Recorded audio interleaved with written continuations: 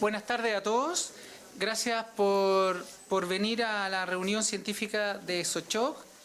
Le doy las excusas del doctor Omar Nazar, se encuentra fuera de Chile en un compromiso con EICOC. Sí que me toca dar algunos anuncios. Lo primero es que recuerden que en la página sochoc.cl es donde está toda la información de las cosas que están sucediendo en el campo de la ginecobstetricia. Como una de las cosas novedosas, estamos trabajando junto con todas las otras sociedades que nosotros llamamos como afines, junto con FONASA y el Ministerio de Salud, en un nuevo recodificación de las prestaciones que hacemos en el campo de la ginecobstetricia en general, que va desde mama hasta piso pélvico, pasando por todos los tipos de subespecialidades, ya que hay una serie de prestaciones que hacemos los ginecólogos obstetras que ni siquiera existían como tal, que no tengan un código, y se está haciendo en este momento lo que es la glosa de las personas que participan y quiénes serían las personas que tendrían las destrezas para hacer esos procedimientos. Va a ser un trabajo largo, pero hay que hacerlo en algún minuto. No necesariamente quiere decir que ya van a existir esos códigos para estas prestaciones en el futuro inmediato, pero por lo menos hay que hacer el trabajo. Y en este aspecto yo tengo que darle las gracias a todas las sociedades afines, Sociedad de Medicina Reproductiva, la Sociedad de Oncología Ginecológica, la gente de piso pélvico, materno-fetal, etcétera, que hemos estado trabajando en el fondo en actualizar, y se va a llamar como glosario de prestaciones, y después ya se está teniendo como aterrizando quiénes pueden hacer estas prestaciones, y después vendrá la parte obviamente más difícil, que colocarle un valor a cada una de esas prestaciones. Pero esas son las cosas que son bastante silentes que hace Sochoc en pro de todos sus miembros y de todos los ginecólogos obstetras de nuestro país. El segundo punto es el tema que les recuerdo a usted. Bueno, la gran mayoría de los que están aquí son fellow, pero este es un mensaje para los doctores que no vienen a las reuniones físicamente de Sochoc. Estamos muy contentos porque el canal Sochoc, donde queda grabada esta reunión, tiene aproximadamente 1000 visitas en el mes. Y lo baja mucha gente. A mí me dio mucho gusto en un congreso que fue hace poco, como había gente de Iquique, de Talca, había otras personas que eran de Osorno, que se juntan el día viernes de esta semana o el que siguen, con la excusa de ver el canal Sochoc y ver las prestaciones, o sea, las presentaciones de ustedes en un asado, o sea, un ambiente bastante mejor que este, pero o sea, se toman sus copitas. Pero me encantó que fuera una excusa el ver canal Sochoc para juntarse una serie de colegas nuestros que están en otros lugares, y la verdad para ellos les aporta mucho.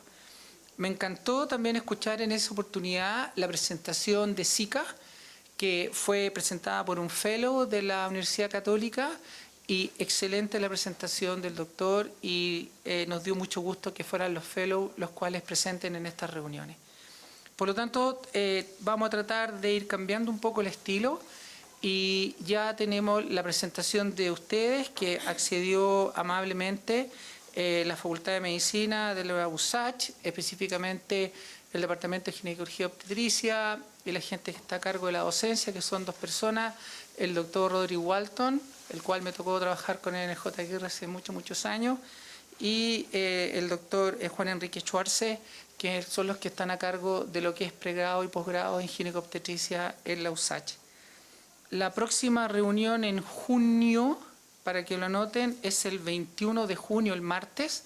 Estamos viendo a qué Facultad de Medicina lo va a tomar, y más o menos con este mismo estilo de un tema transversal de la ginecología obstetricia general. Y también vamos a pedir que presente un fellow con su tutor. Para julio 24, que es un martes 24 de julio, ya está comprometido el doctor Peralta. Él junto con un fellow de la Universidad de Chile van a presentar algo de mama, pero algo transversal de mama, como cómo se enfrenta el examen físico, qué hace uno ante un nódulo duro, blando, etcétera, que nos va a ilustrar bastante a los ginecólogos generales y a los que no necesariamente hacemos la práctica en esa zona. Por lo tanto, el doctor Peralta de la Universidad de Chile ya están comprometidos para el 24 de julio, y les pido por favor que en sochoc.cl se pongan, porque esperamos entre mañana o pasado mañana con María José ya tener claro cuál va a ser la facultad y tanto el tutor como el fellow que va a presentar el martes 21 de junio. Para terminar, les pido a los socios que pidan su código RIMA, el campus RIMA, en la página web de sochoc.cl, y ustedes pueden tener más de 3.000 revistas absolutamente al día, científicas sin ningún costo, solo por ser socios, los que tienen que pagar, y los fellows que no pagan, y es una excelente herramienta para todos nosotros. Bueno, amor, sesión, vamos a partir de esta sesión científica, que el tema es mioma uterinos, mitos y realidades en su tratamiento, y el moderador es Juan Enrique Schwarze, del Departamento de Ginecología y Obstetricia, Facultad de Medicina, Universidad USACH. Buenas noches. Es para mí un privilegio presentarles al doctor Camilo Palma, becado cuarto año, programa 6x6 de la Universidad de Santiago. Ustedes han escuchado en radio una propaganda que dice que hay un tratamiento novedoso que evita la cirugía en los casos de mioma uterino sintomáticos. Bio la radio. El doctor Pomer lo ha escuchado muchas veces. Entonces dijo, ¿por qué no vemos cuál es la evidencia, cuáles son los mitos y realidad del tratamiento de miomas? Ofrecí al doctor Palma como voluntario. Y él, al saberse voluntario, aceptó su destino con hombría y pundonor, por lo que le estoy muy agradecido. Muy buenas noches. Se me pidió que presentara acerca de miomas uterinos lo que sería mitos y realidades en su tratamiento. Pero antes que todo, debo agradecer al doctor Pomer por darme la oportunidad de poder estar hoy día acá, así también como al profesor doctor Roderick Walton, que es mi tutor, con el que pude formular esta presentación. Y como primera diapositiva quería mostrarles esta. ¿Ya? El que sale ahí en pantalla soy yo. Y me tocó enfrentarme a esta cirugía. ¿Ya? Es un gran mioma. Como pueden ver, se me nota incluso hasta las venas de la frente de lo angustiado que estaba. Esto fue hace unos meses atrás, cuando recién partía en ginecología, y fue un poquito difícil. Me gustaría en ese momento haber sabido un poco más del tema que le voy a presentar ahora, de qué alternativas tenemos para hacer neoadyuvancia en el manejo de los miomas y tener un mejor escenario para poder enfrentarme a esta cirugía. Esta charla no va a presentar temas de epidemiología, ni de clasificación, ni tampoco clínica, ni técnica quirúrgica, porque estamos frente a un auditorio que es profesional, ginecólogo. Tampoco vamos a hablar de embolización porque eso son cosas que no hacemos nosotros los ginecólogos. Eso es más bien de los resortes de los radiólogos. Nos vamos a enfocar puntualmente a lo que es el manejo neoadyuvante para el tratamiento de los miomas. Primero, mitos. Esto es un mito, ¿ya? El grifo, ¿ya? Un ser con cabeza de águila y alas y cuerpo de león. ¿Por qué lo traje a colación? Porque un mito es una cosa o persona que se le atribuye cualidades que no las tiene. Y volviendo a lo que mencionó el doctor Schwarze, hay propaganda respecto a ciertos tratamientos de miomas que resultan ser llamar bastante la atención. En este caso, un tratamiento por miomas sin cirugía, mediante ablación, que sería un tratamiento innovador, sin cirugía y que con solo 4 horas lograría solucionar los síntomas de los miomas. 4 horas. Ya da para pensar. Básicamente, ¿qué es esta ablación con ultrasonido? Una paciente, boca abajo, ya, en un resonador, se logra identificar dónde están los miomas. Y mediante ultrasonido de alta frecuencia, se logra aumentar la temperatura alrededor de 55 grados Celsius para tratar de desnaturalizar las células de estos miomas y con ello disminuir los síntomas. No planteo que esto sea un mito porque no haga un efecto sobre el mioma, sino que lo planteo porque esta técnica se creó con el fin de poder tratar a las mujeres que estaban con deseos de fertilidad, o sea, preservar su útero, ¿ya? Y juntamente con esto mejorar sus tasas de embarazo, cosa que no lo ha podido demostrar y no se ha podido validar como una técnica adecuada para el manejo de estas pacientes. Por otro lado, ya entrando a lo que es realidad, frente al tratamiento médico de los miomas, tenemos que tener alguna noción de las indicaciones. Por un lado, son las pacientes que no están en condiciones de tener una resolución quirúrgica. Por otro lado, aquellas que necesitamos hacer un control del sangrado. Llama esto la atención porque en realidad el control del sangrado es un tratamiento sintomático. Pero lo que muchas veces queremos y nuestras pacientes quieren es un tratamiento que sea efectivamente terapéutico. Y por otro lado, dentro de lo mismo, está el caso del tratamiento neoadyuvante, o sea, en espera de una resolución quirúrgica y que logre dar un mejor escenario para la cirugía, para el paciente y para nosotros los cirujanos. Algo que ya es muy conocido, que muchos hemos usado en el tema de manejo de sangrado, incluso en el caso de miomas, son los progestágenos. En general tienen un efecto que es bastante pobre sobre el sangrado y no reducirían los miomas, ¿ya? Y de hecho podrían estimular su crecimiento. Esto ya es un tratamiento que es sintomático, no va a resolver la condición de base de la paciente, ¿ya? Nos va a ayudar a poder llegar a que la paciente llegue a su menopausia y que por justamente no tener la presencia de la hormona estimulando ese mioma, comienza a haber una regresión. Pero no cura el proceso de base. Por otro lado, existen los agonistas de GnRH, que sí se ha evidenciado que disminuye el tamaño de los fibromas, que disminuye también las pérdidas hemáticas en la cirugía y que podrían preparar a la paciente, en aquellas que tengan una anemia importante secundaria a su sangrado, en restituir bien su hematocrito y que esté en mejores condiciones para la cirugía. Y además un dato muy importante es que está evidenciado que disminuirían el tiempo operatorio. Pero al existir esta disminución de estrógeno por el uso del GnRH, tendríamos síntomas climatéricos en mujeres jóvenes y que muchas de ellas no tolerarían de buena forma esto. Es por eso que han aparecido nuevos fármacos, que son los moduladores selectivos de receptores de progesterona. Y la pregunta cabe, ¿qué importancia tiene la progesterona en toda esta dinámica? Este trabajo del 2010 muestra en cómo la progesterona resulta ser esencial en el mantenimiento y el crecimiento de los miomas uterinos. Aquí se tomaron ratones oforectomizados a los cuales se le implantó tejido de miomas bajo la corteza renal y se usaron 4 grupos, ¿ya? Uno de control, que son oforectomizados y que no se les estimuló con hormonas, otro grupo en el que se estimuló con estrógeno, otro grupo progesterona y otro la combinación de ambos, ¿ya? Estas hormonas eran entregadas mediante los pellets con los que alimentaban a estos animalitos y se vio, tras 8 semanas de estimulación, cuáles fueron los resultados respecto al crecimiento de los tejidos, ¿ya? A la aparición de tejido de mioma en estos riñones.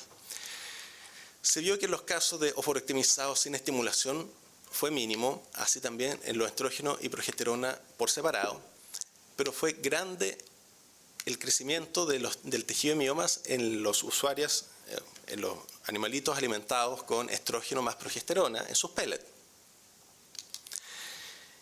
¿Y por qué se produce esto?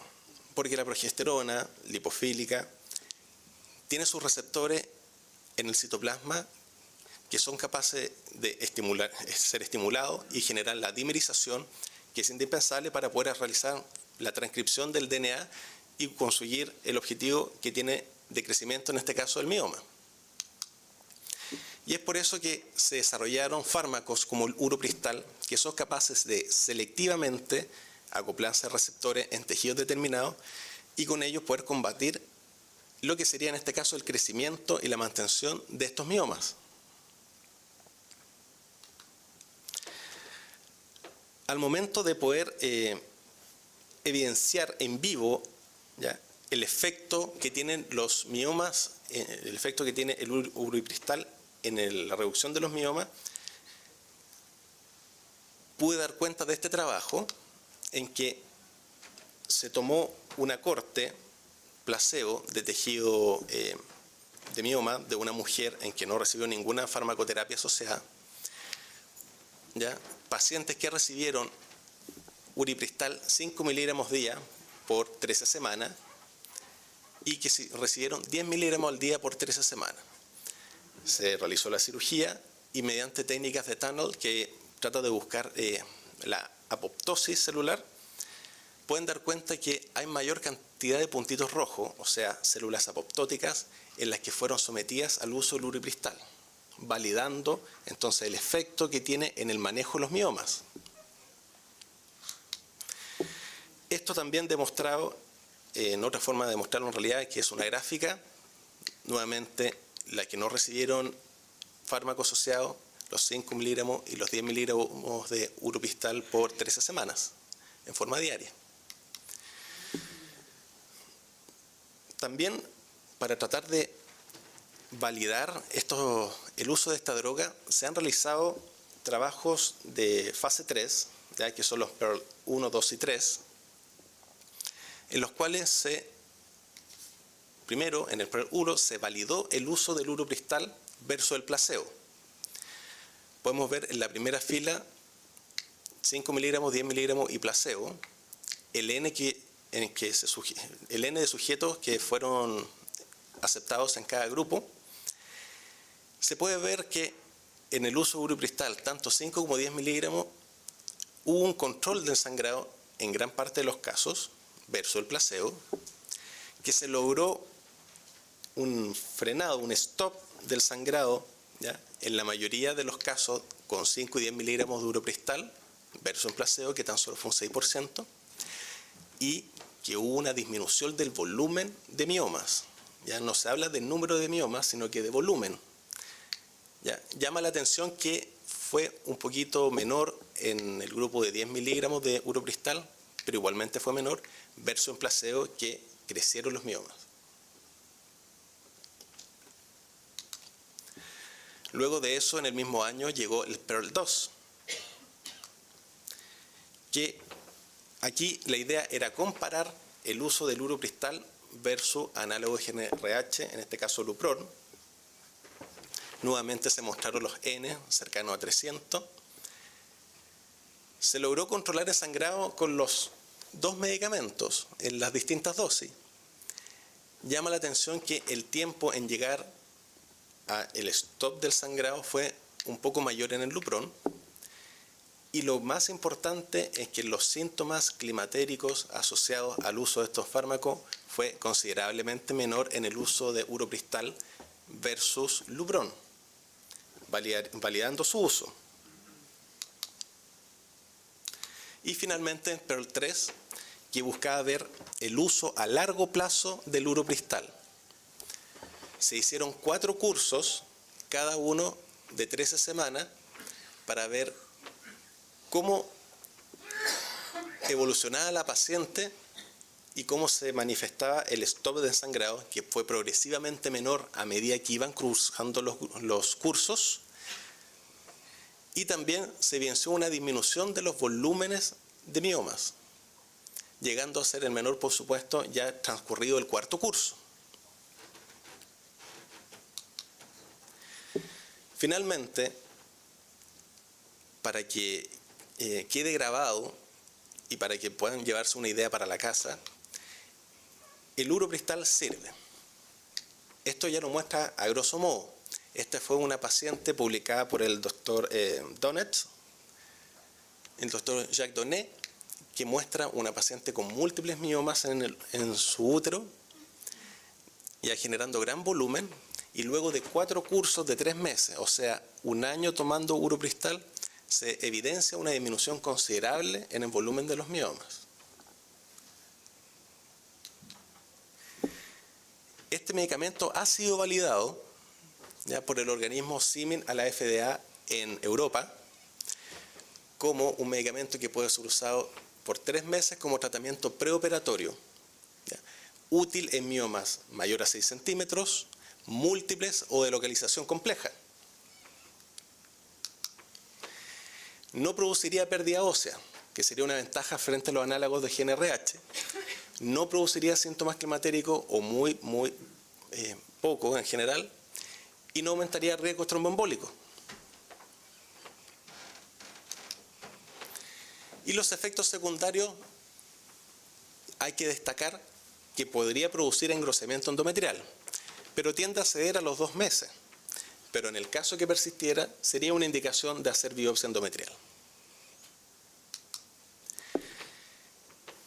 Ya, este confusograma es un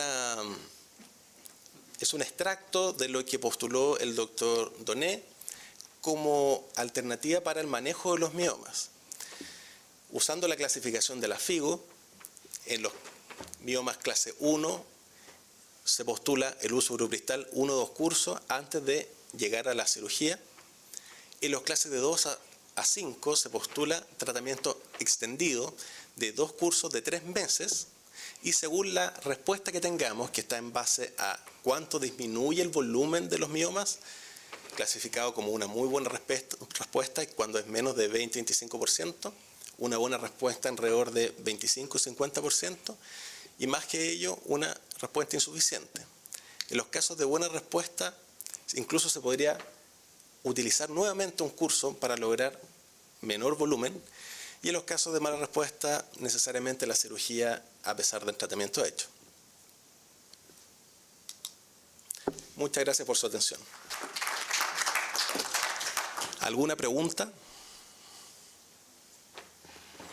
Es mía, perdón. Cuesta 165.000 pesos. La caja de 28 comprimidos. ¿Y el esquema de tratamiento que no lo necesita? Bueno, eso, todos los ensayos fueron hechos con 13 semanas. Como efectivamente tú mencionas, la apoptosis que genera el uripristal haría incluso que estas pacientes se embaracen, y no es necesario, o sea, ellos no ven evidencia de crecimiento de los miomas después de que se embarazan, ¿ah? Porque es un efecto que permanece. Como te digo, es muy interesante, pero yo tengo entendido que es más caro que lo que tú mencionas, a pesar de que el laboratorio ahora estaba ofreciendo un 2x1, digamos. Pero me gustaría, como te digo, que nos contaras en qué porcentaje esperar una buena respuesta regular y mala, porque si alguien va a gastar una cantidad considerable de plata, es necesario saber más o menos a qué atenerse. Ya, respecto a la primera pregunta, el uso de ultrasonido es algo que se está validando, ya que se está haciendo investigación al respecto. Hay algunas series, ya, pero son pequeñas. La mayor serie es una serie china de casi 400 personas, y a revisar metaanálisis al respecto muestran lo que les señalé, de que no están cumpliendo el objetivo de mejorar la tasa de embarazo en estas pacientes, y eventualmente luego del tratamiento en un tiempo corto, las pacientes que se embaracen tienen mayor riesgo de aborto. Ahora, del tratamiento propio de las pacientes que fueron sujetas en la corte china, hubo muchos casos de que se generaron efectos adversos, como el daño térmico sobre los ovarios y sobre el miometrio y sobre el endometrio, que también, por supuesto, van a afectar en la fertilidad de estas pacientes. ¿Ya? Es algo que todavía está muy en veremos, ¿ya? A pesar de que ya en México, como sale la foto que les mostré, unos centros ya lo están usando. Más información no le puedo entregar porque lo desconozco. ¿Ya? Respecto a la segunda pregunta, las tasas de respuesta o de mala respuesta general son bastante bajas. ¿Ya? Vi en algunos papers que se acercaban al 5%, 10%, no más que eso. En general, un fármaco que es bastante bien tolerado y consigue su objetivo. Porque finalmente esto no es eliminar los miomas con el uso del fármaco, sino que dar un ambiente más propicio para que no tengamos que destruir un útero terminado en una histerectomía gracias al uso de este fármaco. Aunque hay muchos casos en que se logra una disminución de los volúmenes tan importante que los miomas logran ser indetectables, y ahí el doctor Donet propone que la mujer intente justamente embarazarse, digamos, por sí misma con su pareja y no haya necesidad de técnica asistida. No sé, ¿qué otra pregunta me hizo? No, eran esas dos preguntas y gracias por la respuesta. Respecto al precio. Costo, sí. El precio, bueno, también me preocupé de averiguar eso y lo busqué ayer en páginas de cadenas de farmacia y justamente señala que son 168.000 pesos lo que cuesta el SMIA. Ya, una última aclaración es que el doctor Donés mostraba ahí cómo se calcula el volumen, digamos, de un mioma, porque uno habitualmente, de manera bastante ingenua, dice, bueno, se tiene que reducir en la mitad el diámetro, pero no es así. Hay un cálculo que hay que tener en cuenta porque que ahí en sus trabajos lo considera, digamos, porque es un cálculo distinto, digamos, que requiere otras mediciones y una reducción de un centímetro o 1,5 centímetros ya, eso es un volumen significativo en un mioma de 5 o 6 centímetros, para tenerlo en consideración. Por supuesto. He encontrado trabajos que justamente validan el uripristal ya como tratamiento neoadyuvante. Y de hecho, por lo menos encontré unos 10 trabajos. Ya lo que pasa es que es el caballito de batalla, el doctor Donés, pero existe más. ¿Hacen una biopsia? En los casos de engrosamiento endometrial. Bueno, siempre del riesgo neoplasia que podría haber detrás de esto. Ya, pero la mayoría tiene que ver con el crecimiento por ausencia de la progestina, la contrarrección de la progestina sobre el endometrio estimulado por estrógeno. Pero no es porque el fármaco en sí mismo lleve un riesgo de algo que haya que ver. No. Por eso la mayoría de los casos desaparece de forma espontánea. Fertilización in vitro. Y el crecimiento posterior de esos miomas en un periodo de 1 año no crecieron.